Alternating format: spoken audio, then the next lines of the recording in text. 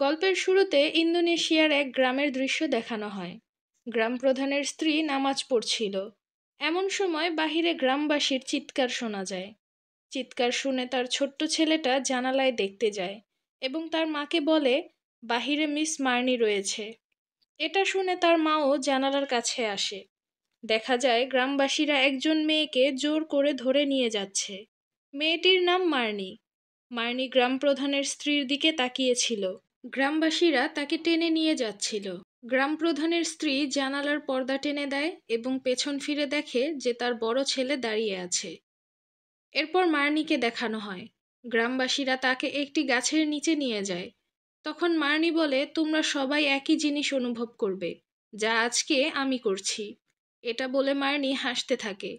তার চোখ যায় একটি মহিলার দিকে, যার কোলে ছিল মার্নির সন্তান। মার্নি তাকে অনেক আকুতি মিনতি করে তার বাচ্চাকে ফিরিয়ে দেওয়ার জন্য, কিন্তু গ্রামবাসীরা তার কোনো কথাই শোনে না। তাকে সেই গাছের সাথে ফাঁসিতে ঝুলিয়ে মেরে ফেলে। কিন্তু গ্রামবাসীরা তার ওপর এমন বর্বরতা কেন করছিল? এরপরে 2024 সালের দৃশ্য দেখানো হয়। একটি ফ্যামিলিকে দেখানো হয় যারা কিনা এই গ্রামেই শিফট হচ্ছিল। ফ্যামিলিতে ছিল মা রাহায়ু, মেয়ে আনিশা ও তাদের ছোট ছেলে আন। রাস্তায় তাদের গাড়ি নষ্ট হয়ে যায়। ড্রাইভার গাড়ি স্টার্ট করার চেষ্টা করছিল। রাহায়ু নিজের ফোন চেক করে দেখে এখানে নেটওয়ার্ক ঠিকমতো থাকে না।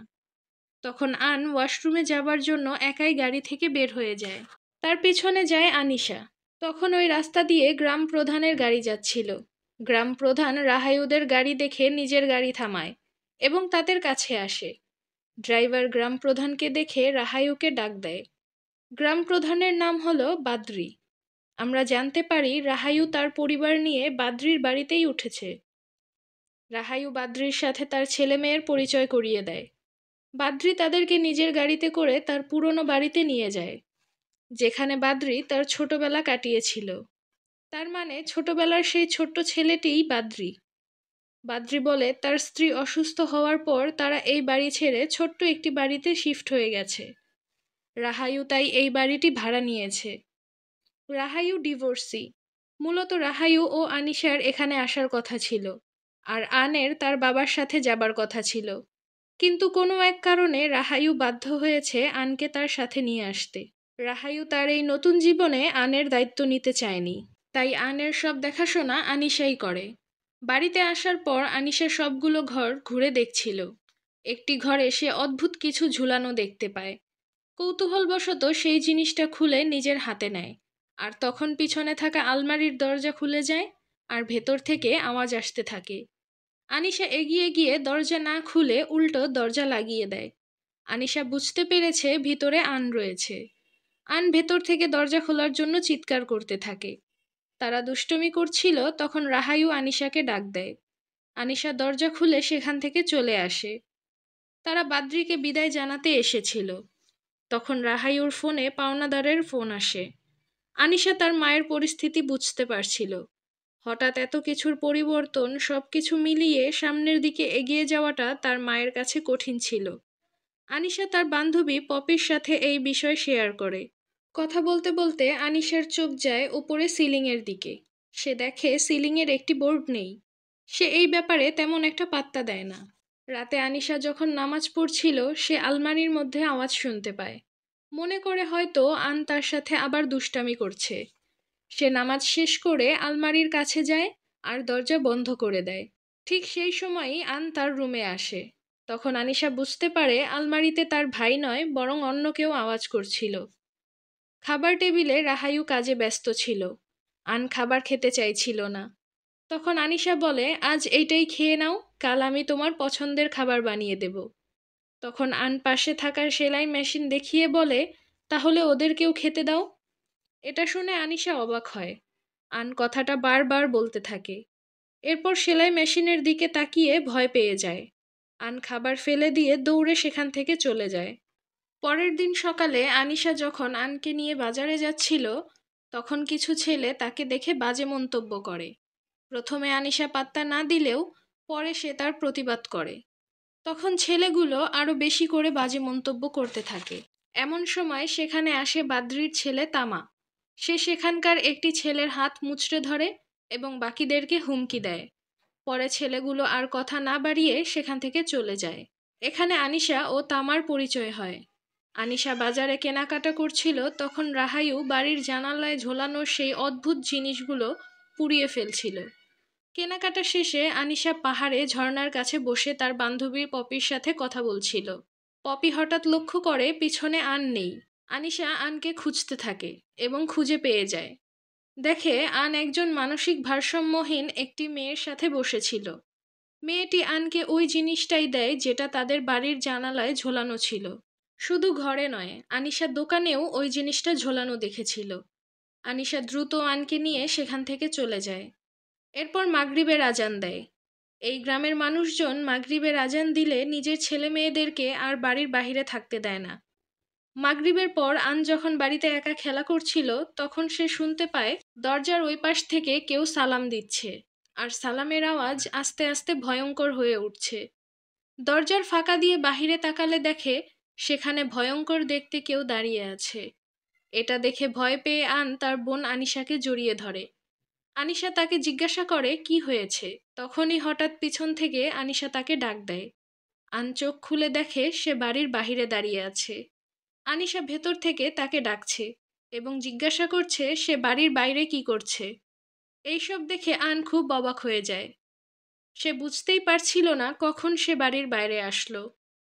রাতে খাবারে আনিশা আনের পছন্দের খাবার রান্না করেছিল, কিন্তু আন খেতে চাইছিল না। আনিশা তাকে বুঝিয়ে খাবার টেবিলে নিয়ে আসে। রাহায়ু তখনও খাবার টেবিলে বসে কাজ করছিল। আনিশা লক্ষ্য করে তার মায়ের তাদের দিকে কোনো খেয়াল নেই। সে তার মতো নিজের কাজ নিয়েই ব্যস্ত। ব্যাপারটা আনিশার খুব খারাপ লাগে। এরপর তামাকে দেখানো হয়। সে মসজিদে নামাজ আদায় করছিল। তখন আমরা মসজিদের দরজায় ভয়ঙ্কর একটি আত্মাকে দেখতে পাই, যে শুরুতে কান্না করছিল, তার কিছুক্ষণ পরেই আবার হাসছিল। তামা আত্মাটির আওয়াজ শুনতে পাচ্ছিল। সালাম ফিরিয়ে পিছনে তাকালে দেখে সেখানে কিছুই নেই। এরপর সামনে তাকাতেই দেখে আত্মাটি তার সামনে বসে আছে। তামা ভয় না পেয়ে দোয়া পড়তে শুরু করে, যার ফলে আত্মাটি চলে যায়। এরপর আনিশাকে দেখানো হয়, যে কিনা বাড়িতে নামাজ পড়ছিল। আনিশা তার ঘরের সিলিংয়ের উপর থেকে বাচ্চা কান্নার আওয়াজ শুনতে পাচ্ছিল। উপরে তাকাতেই দেখে দড়ি বেঁধে একটি বাচ্চাকে নিচে নামানো হচ্ছে। আনিশা বাচ্চাটিকে ধরতে যাবে, ঠিক তখনই আবার বাচ্চাটিকে উপরে নিয়ে যাওয়া হয়। এরপর সিলিংয়ের ভেতরে কি আছে সেটা দেখার জন্য আনিশা লাইট মারে, কিন্তু সেখানে কিছুই দেখতে পায় না। আনিশা ঘর থেকে বেরিয়ে তার মাকে ডাকতে আসে আর দেখে তার মা ঘুমের ঘোরেই সেলাই মেশিনে বসে অনবরত সেলাই মেশিন চালিয়ে যাচ্ছে। আনিশা তার কাছে গেলে শুনতে পারে তার মা ঘুমের মধ্যে তার নিজের মাকে ডাকছে আর বলছে তার বাবার সাথে লড়াই করতে। আনিশা ভাবে তার মা নিজের অতীত নিয়ে কোনো খারাপ স্বপ্ন দেখেছে। আনিশা তার মাকে মেশিন থেকে উঠিয়ে ঘরে নিয়ে যায়। সেখান থেকে চলে যেতেই আমরা দেখি মেশিনটি আপনা আপনিই চলতে শুরু করে। পরের দিন সকালে আনিশার ঘুম ভাঙে চিৎকার চেঁচামেচি শুনে। সে ড্রয়িং রুমে এসে দেখে তার ভাই কান্না করছে আর রাহায়ু তাকে বকাবকি করছে, কারণ আন রাহায়ুর ডিজাইনের কাগজগুলোর মধ্যে পেইন্টিং করেছিল, যার কারণে ডিজাইনগুলো নষ্ট হয়ে গিয়েছিল। আনিশা আনকে শান্ত করে এবং দুইজনে মিলে কাগজগুলো উঠিয়ে তার মাকে দেয়। রাহায়ু চিন্তায় পড়ে গিয়েছিল যে এগুলো এখন রাহায়ু কিভাবে প্রিন্ট করবে, কারণ প্রিন্টারের কালি শেষ হয়ে গিয়েছিল আর এগুলো তাকে আজই জমা দিতে হবে।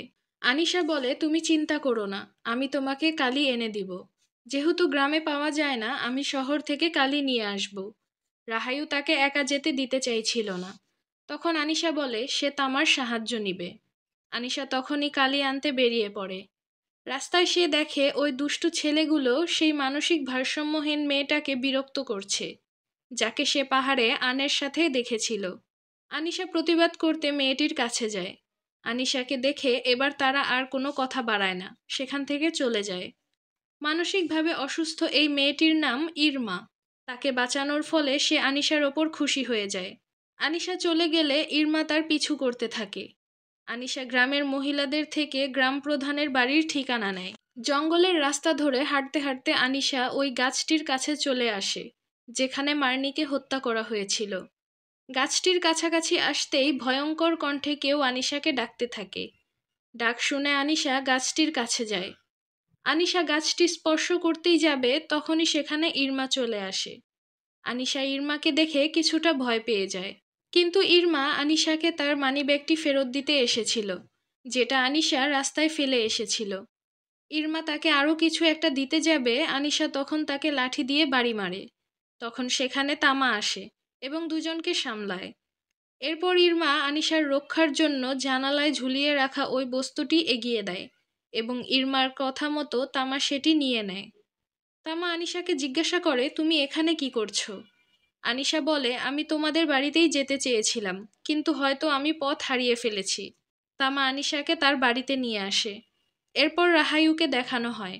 রাহায়ু জিনিসপত্র গোছানোর সময় একটি বক্স দেখতে পায়, যেখানে বাদ্রির পরিবারের সকলের ছবি ছিল।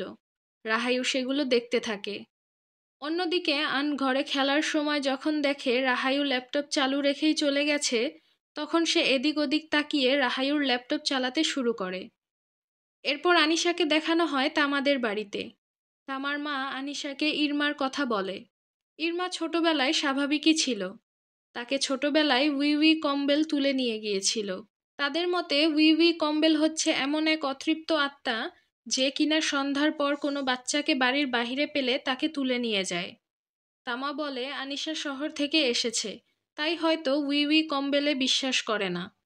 আনিশা বলে তার বান্ধবী পপি নাকি ছোটবেলা থেকেই এইসব জিনিস দেখতে পেত, কিন্তু তারা কখনোই এটাকে বিশ্বাস করত না। এরপর আনিশা তামাকে সাহায্য করার কথা বলে। তামা রাজি হয়ে যায়। অন্যদিকে রাহায়ু যখন তার ল্যাপটপের কাছে আসে, দেখে আন তার সব ডিজাইন নষ্ট করে দিয়েছে। আনিশার বাড়ি ফিরতে সন্ধ্যা হয়ে যায়। তামা তাকে তার বাড়ির সামনে নামিয়ে দিয়ে যায়। আনিশা দেখে আন বাড়ির বাইরে বসে আছে। আনিশা কারণ জিজ্ঞাসা করলে রাহায়ু বলে সে তাকে শাস্তি দিয়েছে। আন তার সব ডিজাইন নষ্ট করে ফেলেছে, হয়তো তার চাকরিটাও চলে যেতে পারে। এবার তাকে শাস্তি পেতেই হবে। আনিশা যেন এ ব্যাপারে কোনো কথা না বলে। আনিশা আনের জন্য আনা ড্রয়িং বুক ও রং তার কাছে দিয়ে বলে এখানেই বসে রং করতে, যতক্ষণ না তার রাতের খাবার রান্না শেষ হচ্ছে। আনিশার কথা মতো বাহিরে বসে থাকে। আনিশা যাবার পর দেখা যায় একটু দূরে গাছের কাছে একজন মহিলা দাঁড়িয়ে আছে। রাতের রান্না প্রায় শেষ, তখন দরজায় কেউ টোকা দেয়। রাহায়ু মনে করে তার কাজ নিতে লোক এসেছে, যদিও সে তার কাজগুলো শেষ করতে পেরেছিল। আনিশা গেট খুলে বাহিরে গেলে দেখে বাহিরে আন নেই। লোকটিকে জিজ্ঞাসা করলে জানায় সে এখানে কাউকেই দেখেনি। এটা শুনে আনিশা ভয় পেয়ে যায়। সে আশেপাশে আনকে খুঁজতে থাকে। আনিশা পাগলের মতো আনকে খুঁজছিল। তখন সেখানে ইরমা আসে। ইরমাও অনেকটা ভয় পেয়েছিল আর কান্না করছিল। আনিশা তাকে আনের কথা জিজ্ঞাসা করলে সে কিছুই বলে না। ইরমা কান্না করতে করতে চলে যায়। এরপর আনিশা ও রাহায়ু গ্রাম প্রধান বাদ্রির বাড়িতে যায়। আনিশা বাদ্রিকে জিজ্ঞাসা করে এটার পিছনে উই কম্বেল তো নেই? বাদ্রি তারপর তাকে মার্নির ঘটনা বলে, যার কারণে সবাই উই কম্বেল বিশ্বাস করে। ঘটনাটি ছিল 1977 সালের। এই গ্রামে একটি মেয়ে একা বাস করত। তার নাম ছিল মার্নি। সে জুস বিক্রি করে টাকা উপার্জন করত। সে একা থাকার কারণে সবাই তাকে খারাপ নজরে দেখত। যেদিন ঘটনা ঘটে সেদিন মার্নি বাদ্রিকে জুস খাওয়াতে এসেছিল। বাদ্রির মায়ের মার্নির সাথে খুব ভালো সম্পর্ক ছিল, কিন্তু বাদ্রির বাবা, যে তখনকার গ্রাম প্রধান ছিল, তার মার্নির ওপর কুনজর ছিল। এটা বুঝতে পেরে মার্নি তাড়াতাড়ি সেখান থেকে চলে আসে। বাড়ি ফেরার পথে গ্রামের কিছু বখাটে ছেলে তার পথ আটকায়, যাদের মধ্যে গ্রাম প্রধানের ছেলে যান্ত্রাও ছিল। মার্নি তাদেরকে পাত্তা না দিয়ে চলে যায়। বখাটে ছেলেগুলো তার পিছু করতে থাকে। জঙ্গলের মাঝে তারা মার্নির পথ আটকায়। যান্ত্রা তাকে বাজে প্রস্তাব দেয়। মার্নি এতে রাজি হয় না আর বোতল দিয়ে যান্ত্রাকে আঘাত করে। এতে যান্ত্রা ও বাকি 3 জন রেগে যায়। এমনিতেই তাদের উদ্দেশ্য খারাপ ছিল। মার্নি তাদেরকে অনুরোধ করে তাকে ছেড়ে দেওয়ার জন্য, কিন্তু তাদের কারোরই মনে কোনো দয়া মায়া হয় না। তারা 4 জন তার সাথে খারাপ কাজ তো করেই এবং তাকে প্রচুর মারধর করে। এই ঘটনায় মার্নি মানসিকভাবে পাগল হয়ে যায়। কিছু মাস পর দেখা যায় সে প্রেগনেন্ট। গ্রামের বাচ্চারা সবসময় তাকে খেপাতো। এরপর মার্নির বাচ্চা প্রসবের সময় চলে আসে। একদিন রাতে সেই বটগাছের নিচেই সে একাই বাচ্চার জন্ম দেয় এবং সবকিছু সে একাই করে। বাচ্চা প্রসবের পর মার্নির মানসিক অবস্থা অনেকটা ঠিক হয়ে যায়। এরপর তার মনে পড়ে সেদিন কে কে তার সাথে খারাপ কাজ করেছিল। রাগের মাথায় সেই 4 জনের একজনকে সে সেই রাতেই খুন করে ফেলে। এরপর সে তার বাচ্চা নিয়ে সেই গ্রামেই ঘুরে বেড়ায়। খুন হওয়া সেই লাশটিকে দেখে যান্ত্রা বুঝতে পারে এটা মার্নির কাজ। মার্নিকে বাচ্চা নিয়ে এভাবে হাঁটতে দেখে সবাই অবাক হয়। তখন সেখানে বাদ্রির মা আসে। বাদ্রির মা মনে করেছিল যে মার্নি তো পাগল, তাই এই বাচ্চাটির সুন্দর ভবিষ্যতের জন্য বাচ্চাটিকে নিতে এসেছিল। মার্নি তাকে সবকিছু বলে, যা শুনে বাদ্রির মা অবাক হয়ে যায়। সে বিশ্বাস করতে পারছিল না যে তার সন্তান এতটা খারাপ হতে পারে। তখন সেখানে গ্রামের লোকজন চলে আসে, কারণ তারা যান্ত্রার ওই বন্ধুর মৃত্যুর ব্যাপারে জেনে গিয়েছিল। তাই তারা মার্নিকে শাস্তি দিতে এসেছিল। মার্নি বুঝতে পারে এবার হয়তো গ্রামের লোকজন তার থেকে তার সন্তানকে কেড়ে নিবে। তাই সে একটি ছুরি দেখিয়ে সবাইকে ভয় দেখাতে থাকে। কিন্তু কিছু লোক তাকে ধরে ফেলে এবং বাচ্চাটিকে তার থেকে নিয়ে নেয়। এরপর গ্রামের মহিলারা মিলে তাকে নানান রকমের দোষ দিতে থাকে। সে নাকি সুস্থ অবস্থায় গ্রামের সব পুরুষদের দিকে নজর দিত এবং তাদের সাথে খারাপ সম্পর্ক করত। এরপর সবাই মিলে তাকে বটগাছের নিচে নিয়ে যায় এবং মেরে ফেলে। বাদ্রির মা এই সব কিছুর জন্য নিজেকে দায়ী মনে করত, কারণ সেই দিন সবকিছু জানা সত্ত্বেও সে মার্নির জন্য কিছুই করতে পারেনি। পরিবারের করা এই প্রায়শ্চিত্ত হিসেবে সে মার্নির বাচ্চাকে লালন পালন করার কথা চিন্তা করে। কিন্তু বাচ্চাটা খুবই দুর্বল ছিল, যার কারণে বাচ্চাটি 1 সপ্তাহের বেশি বাঁচতে পারেনি। বাচ্চাটি মারা যাবার পরই মার্নি উই উই কম্বেলে পরিণত হয়েছে। সে সেই সব বাচ্চাদেরকে তুলে নিয়ে যায় যাদেরকে তাদের বাবা মা খুব একটা ভালোবাসে না। রাহায়ু ও আনকে তেমন একটা ভালোবাসতো না, যার কারণে আনিশা রাহায়ুকে দোষ দিতে থাকে। রাহায়ু যদি তাকে শাস্তি হিসেবে বাড়ির বাহিরে না রাখতো তাহলে এমনটা হতো না। আন একটু অন্যরকম হওয়ায় সে তো আনকে ভালোই বাসেনি, শুধু নিজের কাজকেই ভালোবেসেছে। এসব কথা শুনে রাহায়ু প্রচণ্ড রেগে যায় এবং বলে যদি কাজ না করতো তাহলে তাদেরকে কিভাবে খাওয়াতো, তাদের ভরণ পোষণই বা কিভাবে করতো। এই নিয়ে তাদের মধ্যে চিৎকার চেঁচামেচি শুরু হয়ে গেলে বাদ্রি তাদেরকে থামায়। সে গ্রামের একটি রীতির কথা বলে যার মাধ্যমে আনকে খুঁজে পাওয়া যেতে পারে। গ্রামের সবাই যদি মশাল জ্বালিয়ে সারা রাত আনের নাম ধরে পুরো গ্রাম আনকে খুঁজতে থাকে, তাহলে হয়তোবা আনকে খুঁজে পাওয়া যেতে পারে। এই আশায় সবাই মশাল হাতে নিয়ে আনকে খুঁজতে থাকে।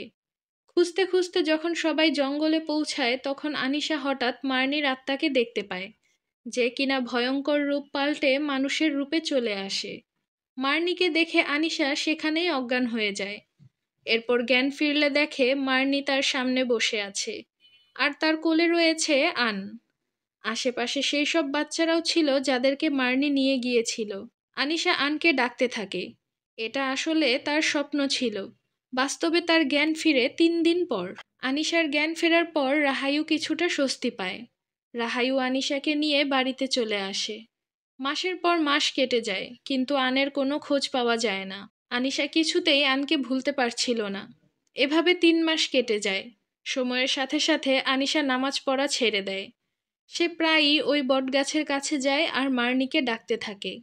একদিন রাতে ময়লা ফেলার সময় ইরমা তার কাছে আসে। ইরমাকে দেখে আনিশা আরও রেগে যায়। ইরমা তাকে নিজেকে রক্ষার জন্য ওই রক্ষা কবচটি দিতে আসে, কিন্তু আনিশা তার কোনো কথাই শোনে না। ইরমা রক্ষা কবচটি আনিশার পায়ের কাছে রাখলে আনিশা সেটা পাড়া দিয়ে নষ্ট করে ফেলে। ইরমা এতে খুব কষ্ট পায় এবং সেখান থেকে চলে যায়। এরপর আনিশা এশার নামাজের সময় মসজিদে আসে। তখন তার তামার সাথে দেখা হয়। তামা তাকে বোঝায় যে মহান আল্লাহর ইবাদত ছাড়া উচিত নয়, বরং তাকে এখন আরো বেশি করে ইবাদত করতে হবে। আনিশার মনে হয় এখন এগুলো করে আর কোনো লাভ নেই। সে রাগ করে সেখান থেকে উঠে বটগাছের কাছে আসে। আনিশা চলে যাওয়ার পর সেখানে থাকা লাইটগুলো জ্বলতে নিভতে থাকে। এতে তামা বুঝতে পারে হয়তোবা কোনো বিপদ আসতে চলেছে। অন্যদিকে আনিশা বটগাছের কাছে গিয়ে মার্নিকে ডাকতে শুরু করে। কিছুক্ষণ চিৎকার চেঁচামেচি করার পর সে গাছের নিচে বসে মার্নির আত্মার কাছে রিকোয়েস্ট করতে থাকে সে যেন আনকে ছেড়ে দেয়। তাহলে মার্নি যা বলবে আনিশা তাই করবে।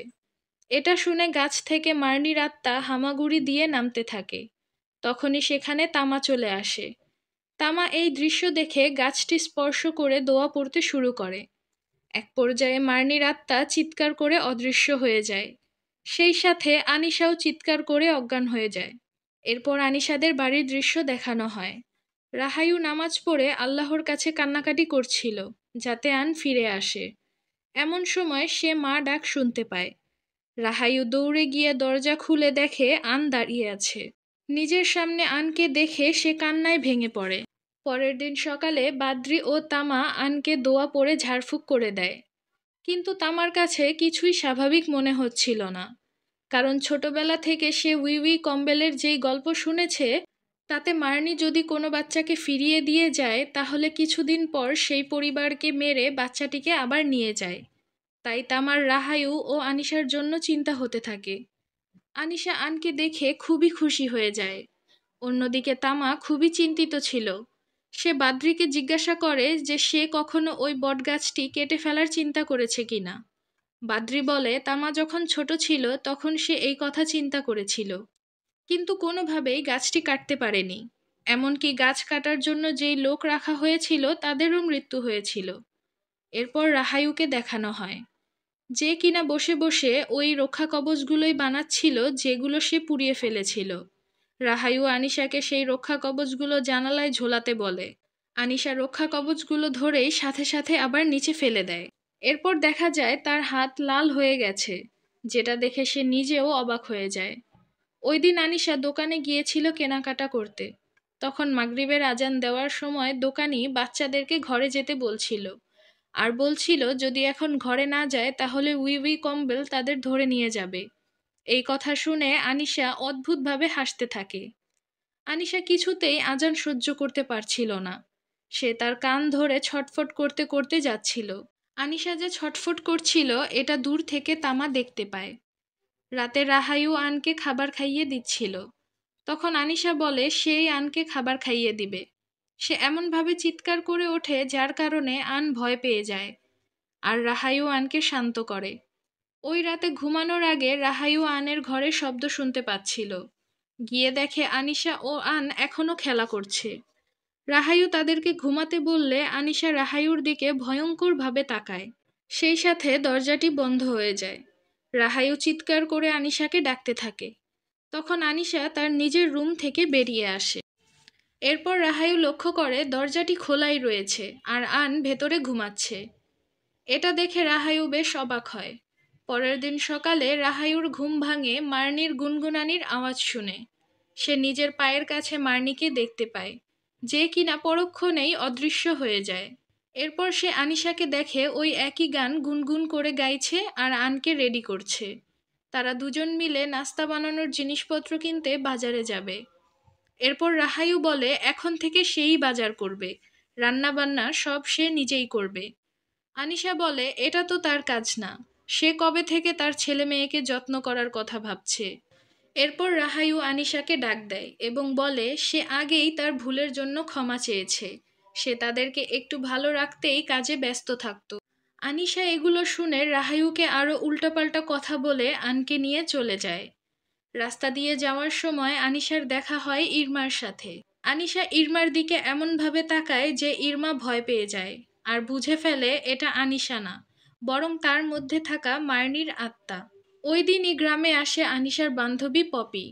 গ্রামের দুইজন লোক পপিকে আনিশার বাড়িতে পৌঁছে দিয়ে যায়। পপিকে দেখে আনিশা খুব খুশি হয়। ভেতরে বসে যখন তারা কথা বলছিল তখন আনিশা পপিকে জিজ্ঞাসা করে এই বাড়িতে সে কয়টা ভূত দেখেছে। পপি বলে এই বাড়িতে বেশ কয়েকটাই ভূত আছে। পপি তাকে এগুলো বিশ্বাস করতে বলে, কারণ এখানে একটা ভয়ঙ্কর আত্মা আছে যে কিনা আনের গায়েব হওয়ার জন্য দায়ী। এমন সময় রাহায়ু আনিশাকে ডাক দিলে আনিশা রান্নাঘরে চলে যায়। পপি তখন আনের কাছে গিয়ে আনের সাথে কথা বলতে থাকে। দূর থেকে আনের কাছে পপিকে দেখে রাহায়ুর সহ্য হয় না। আনিশা তখন এসে আনকে নিয়ে চলে যায়। পরে পপিকে আনিশা তার ঘরে নিয়ে আসে। রাতে আনিশা আনের কাছেই থাকবে আর পপিকে তার ঘরে থাকতে বলে। পপি যখন বিছানায় শুয়েছিল উপরে সিলিং থেকে কিছু একটা নিচে নামতে থাকে, যা দেখে পপি বলে সে এখন অনেক ক্লান্ত, তাকে পরে আসতে। এটা শুনে আত্মাটি চলে যায়। এরপরই অন্য একটি আত্মা তার গলা চেপে ধরে। সে অনেক কষ্ট করে হাতের কাছে একটি জাদুমন্ত্র করা কাপড় পায় এবং আত্মাটির গায়ে স্পর্শ করাতেই আত্মাটি চলে যায়। এখানে পপিকে একটি ভালো আত্মা সাহায্য করেছিল। তার মানে পপি যে আত্মাদের দেখতে পারে এটা সত্যি। পরের দিন সকালে আনিশা পপি ও আনকে নিয়ে সেই ঝর্ণার পাশে যায়। তখন আনিশা বলে তার মাঝে মাঝে এমন মনে হয় যেন তার নিজের শরীরের ওপর কোনো নিয়ন্ত্রণ থাকে না। পপি জিজ্ঞাসা করে এটা কখন থেকে হচ্ছে। আনিশা বলে যেদিন থেকে আন ফিরে এসেছে। তখনই আন চিৎকার করতে থাকে মায়ের কাছে যাবার জন্য। আনিশা তাকে শান্ত করতে গেলে আন তাকে উল্টো থাপ্পড় মেরে বসে, যার কারণে তারা দেরি না করে তাড়াতাড়ি বাড়িতে চলে আসে। বাড়িতে এসে আন দৌড়ে ঘরে ঢুকে যায়, তার সাথে যায় আনিশাও। পপি ঘরে যাবার সময় ইরমা তাকে ডাক দেয়। ইরমা পপিকে ওই রক্ষা কবচটি দেয়। তখন পপি ইরমাকে স্পর্শ করে ও অতীতের কিছু দৃশ্য দেখতে পায়, যেখানে মার্নি ছোট ইরমাকে তুলে নিয়ে গিয়েছিল। একমাত্র ইরমাকেই মার্নি তার বশ করাতে পারেনি, যার কারণে সে মার্নির হাত থেকে রক্ষা পেয়েছে। আর তারপর থেকেই ইরমার মানসিক অবস্থা এইরকম। এরপর পপি বাড়ির ভিতরে আসলে সে আনকে একা ঘরে কারোর সাথে কথা বলতে দেখে, যাকে আন মা বলে ডাকছিল। তখন সেখানে আনিশা আসে। আনিশা ঘরে যেতে চাইলে পপি তাকে বাধা দেয়, কিন্তু আনিশা জোর করে ভেতরে চলে যায় আর দরজা বন্ধ হয়ে যায়। কিছুক্ষণ পর দরজা খুললে পপি দেখে আনিশার আচরণ পাল্টে গেছে, আর আনও শান্তভাবে তার কোলে রয়েছে। আনিশা আনকে কোলে করে নিয়ে চলে যায়। এই ঘটনার পর পপির আনিশার ওপর সন্দেহ হয়। রাতে খাবার খাবার সময় পপি আনিশাকে আগের কথা জিজ্ঞাসা করছিল, এটা দেখতে যে আনিশার কিছু মনে আছে কিনা। কিন্তু আনিশা সব কিছুরই ভুলভাল উত্তর দিচ্ছিল, কারণ তখন আনিশার ভেতরে মার্নির আত্মা ভর করেছিল। পপি তার কোলের ওপর একটা জাদুমন্ত্র করা কাপড় রেখে দিয়েছিল, যার কারণে মার্নির খুব কষ্ট হচ্ছিল। আনিশা তখন বাহানা করে উঠে রান্নাঘরে চলে যায়। পপি তার ওপর নজর রাখতে ক্যামেরাওয়ালা রোবট তার পিছনে পাঠায়। পপি দেখে আনিশা রান্নাঘরে ছটফট করছে। তখন দরজায় কেউ টোকা দেয়, আর রাহাইও দরজার কাছে যায়। রাহাইও দরজা খুলে দেখে বাদ্রি ও তামা এসেছে। তারা এসেছে রাহাইও ও আনিশাকে দাওয়াত দিতে। আনিশার অবস্থা খারাপ দেখে পপি আনিশার কাছে রান্নাঘরে যায়। একটি পবিত্র ছুরি আনিশার দিকে তাক করে তার ভেতরে থাকা আত্মাকে বের হয়ে যেতে বলে। এটা শুনে মার্নি খুব রেগে যায় এবং আনিশাকে পুরোপুরি পজেস্ট করে ফেলে। সে পপির ওপর হামলা করে পপিকে আহত করে ফেলে। এই সব কিছুর আওয়াজ শুনে রাহাইউ, বাদ্রি ও তামা সেখানে আসে। রাহাইউ সামনে থাকায় আনিশা তাকে আহত করে ফেলে। বাদ্রি রাহাইউকে নিয়ে কোনো রকমে অন্য রুমে চলে যায়। তামা তখন আনিশার ভেতরে থাকা মার্নির আত্মাকে বের করার চেষ্টা করে। তাদের মধ্যে বেশ কিছুক্ষণ লড়াই হয় এবং এক পর্যায়ে আনিশার ভেতরে থাকা মার্নির আত্মা বেরিয়ে আসে। মার্নি সরাসরি তামার ওপর হামলা করে। পপি এই সুযোগে আনিশাকে নিয়ে অন্য রুমে চলে যায়। এরপর তামা ও মার্নির লড়াই শুরু হয়, কিন্তু তামা তার সাথে কিছুতেই পেরে উঠছিল না। তামা মার্নিকে যতই আঘাত করে মার্নি ঠিক হয়ে যায়। এমনকি তামা তার একটি পাও কেটে ফেলে দিয়েছিল, কিন্তু এতে মার্নির কিছুই হয় না, বরং তার আরেকটি নতুন পা তৈরি হয়ে যায়।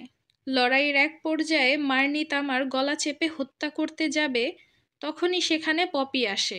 পপি তার কাছে থাকা পবিত্র কাপড় ও ছুরি মার্নির কপালে ঠেকায়, যার ফলে মার্নি চলে যায় আর তামা এবারের মতো বেঁচে যায়।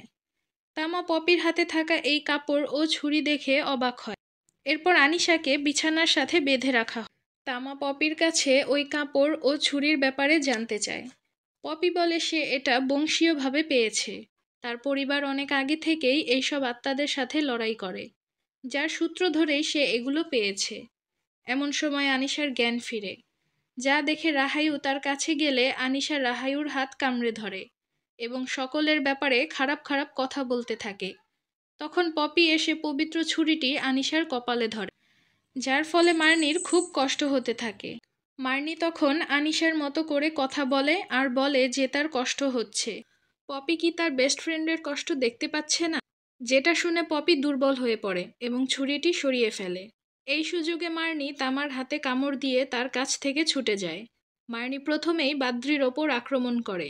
এটা দেখে রাহাইউ আনকে নিয়ে সেখান থেকে অন্য একটি রুমে চলে আসে। মার্নির আত্মাও তামা ও পপিকে আহত করে রাহাইউর পেছন পেছন ছুটতে থাকে। রাহাইউ আনকে নিয়ে যেই রুমে গিয়েছিল মার্নি সেই রুমের দরজা ধাক্কাতে থাকে। রাহায়ু ভেতর থেকে দরজাটি আটকে রাখার চেষ্টা করছিল, আর আন মার্নিকে মা বলে ডাকছিল। আন বলছিল যে সে মার্নির সাথেই থাকতে চায়। তখন সেখানে ইরমা আসে। ইরমা দূর থেকেই সবকিছু বুঝতে পারে। আনিশার মধ্যে থাকা মার্নিকে সে ওই রক্ষা কবচগুলো ছুঁড়ে মারতে থাকে। এতে মার্নি কিছুটা থামলেও ইরমার কাছে থাকা সেই রক্ষা কবচ শেষ হয়ে গেলে আনিশা ইরমার ওপর আক্রমণ করে। তাদের দুজনের মধ্যে লড়াই হয়। এক পর্যায়ে ইরমা ও আনিশা দুজনেই জানালা দিয়ে নিচে পড়ে যায়। অন্যদিকে আন মার্নিকে মা বলে ডাকছিল আর কান্না করছিল। তখন রাহায়ু তাকে বোঝায় তার মা সে, মার্নি নয়। কিন্তু আন কোনো কথাই শুনছিল না। আনের হাতের ধাক্কায় রাহায়ু দূরে গিয়ে পড়ে আর দেখে মার্নির আত্মা চলে এসেছে। সে আনকে নিয়ে সেখান থেকে চলে যাচ্ছিল। এটা দেখে রাহায়ু চিৎকার করে তার সন্তানকে তার কাছে ফিরিয়ে দিতে বলে, কিন্তু মার্নি উল্টো তাকে আঘাত করে দূরে ছুঁড়ে মারে। এতে রাহায়ু বেশ আহত হয়। সে এবার মার্নির কাছে অনুরোধ করতে থাকে যে রাহায়ু অনেক ভুল করেছে, তবে সে নিজের সন্তানকে ভালোবাসে। মার্নি নিজেও তো একজন মা, সেও তো এইসব ভোগ করেছে, তার তো রাহায়ুর কষ্ট বোঝা উচিত। এটা শুনে মার্নি আনকে কোল থেকে নামিয়ে দেয় আর রাহায়ুর কাছে আসে। মার্নি রাহায়ুকে সান্ত্বনা দিতে থাকে আর বলে রাহায়ু সারা জীবন তার মাকে কষ্ট দিয়েছে। তার মা কেন তার বাবার কোনো অন্যায়ের প্রতিবাদ করেনি, কেন সারা জীবন মার খেয়েছে, অপমানিত হয়েছে। কিন্তু এটাই তো একজন মায়ের ভালোবাসা। সে এই সব কিছু শুধুমাত্র রাহায়ুর জন্যই করেছে। এগুলো বলতে বলতে মার্নি রাহায়ুর পেটের মধ্যে হাত ঢুকিয়ে আবার বের করে ফেলে। তার মানে মার্নি তাকে সান্ত্বনা দিচ্ছিল না, বরং তাকে বোঝাচ্ছিল যে সে একজন ভালো মাই হতে পারেনি। মার্নি রাহায়ুকে সেখানে মেরে ফেলে আনকে নিয়ে বাড়ির ভেতর থেকে বেরিয়ে আসে। তখন আনিশারও জ্ঞান ফিরে এসেছিল। আনিশা দেখে মার্নি আনকে নিয়ে উড়ে চলে যাচ্ছে। আনিশা চিৎকার করে আনকে ডাকতে থাকে, কিন্তু এতে কোনো লাভ হয় না। মার্নি আনকে নিয়ে অদৃশ্য হয়ে যায়। কয়েকদিন পরের দৃশ্য দেখানো হয়। আনিশা, তামা ও পপি রাহায়ুর কবরের পাশে বসেছিল। আনিশা তার মাকে প্রমিস করে সে ঠিক আনকে খুঁজে বের করবে।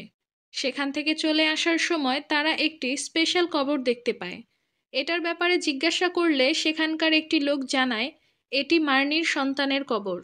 যা শুনে আনিশা তার ভাইকে খোঁজার প্রথম ক্লুটা পেয়ে যায়। পপি তখন বলে সে ইরমাকে স্পর্শ করে তার অতীতের ব্যাপারে জেনেছিল। ইরমাও এই ব্যাপারে তাদেরকে সাহায্য করতে পারে। আনিশা বলে সে ওই কবর ও ইরমার সাহায্যে ঠিকই আনকে খুঁজে বের করবে। তখন তারা লক্ষ্য করে ইরমা দূরে বসে আছে। আনিশা তাকে ডেকে তাদের সাথে নিয়ে নেয়। এখন তারা কি পারবে মার্নির সাথে লড়াই করে আনকে ফিরিয়ে আনতে? সেটা আমরা দেখতে পারবো এই মুভির দ্বিতীয় পার্টে। এরপরের দৃশ্যে দেখা যায় মার্নির আত্মা এখনও শান্ত হয়নি। সে সেই দিন মাগরিবের পরে আরেকটি বাচ্চাকে তুলে নিয়ে যায়, যার নাম হচ্ছে আলদো। আর এখানেই মুভিটি শেষ হয়ে যায়। ভিডিওটি ভালো লাগলে অবশ্যই লাইক করবেন এবং চ্যানেলটি সাবস্ক্রাইব করে পাশে থাকবেন। ধন্যবাদ।